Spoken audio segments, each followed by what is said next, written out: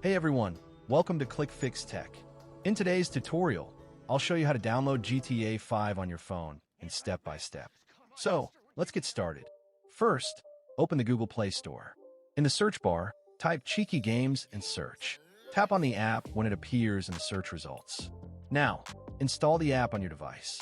Once the installation is complete, open the app. You may be asked to grant a few permissions. Allow the required permissions. After opening the app, tap the search icon. In the search bar, type GTA 5 and wait for the results to load. When you see GTA 5 in the list, tap on it to open its game page. Now, tap the play button. If you're using the app for the first time, you'll need to create an account. You can quickly log in using your Google or Facebook account.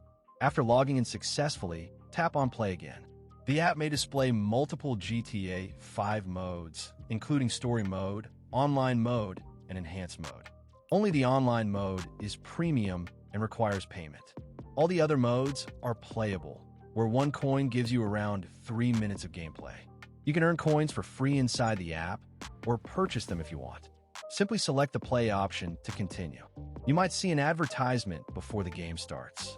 If that happens, simply wait for the ad to finish and close it.